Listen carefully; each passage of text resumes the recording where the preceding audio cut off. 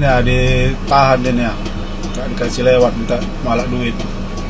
Kan sih bang, kalau limpul bang. Abang udah bilang kalau pakai kita 150 bang.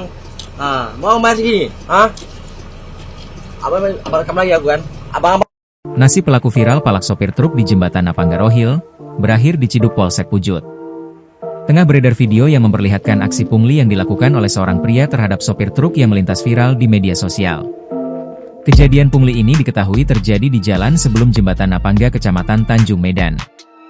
Dalam video viral yang beredar, pria yang belakangan diketahui bernama Ucok meminta sopir truk secara paksa uang senilai Rp50.000 saat hendak melintas.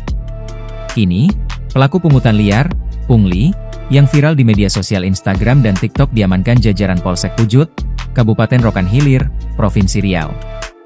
Tidak lama dari laporan adanya peristiwa pungli yang viral di media sosial, jajaran Polsek Pujut yang dipimpin langsung Kapolsek Pujut AKP Bau Setiawan, Senin, 7 Juli 2025, langsung melakukan penangkapan terduga pelaku. Pelaku bernama Ucok berhasil diamankan jajaran Polsek Pujut di Simpang Komplek Perkantoran Kecamatan Tanjung Medan. Kita temukan pelaku di daerah Simpang Komplek Perkantoran Tanjung Medan, ungkapnya. Pelaku ditangkap saat sedang bersantai di daerah tersebut. AKP BL Setiawan menjelaskan bahwa jajarannya secara rutin melakukan upaya pencegahan dengan berpatroli. Tak jarang antara pelaku pungli dan jajaran kejar-kejaran. Polsek Pujut akan berupaya maksimal mengentaskan masalah pungli yang terjadi. Salah seorang sopir kendaraan muatan bernama Dwika mengaku daerah Jembatan Napangga memang menjadi daerah rawan terjadinya pungli. Tak jarang sopir mobil angkutan dipalak melintasi daerah tersebut.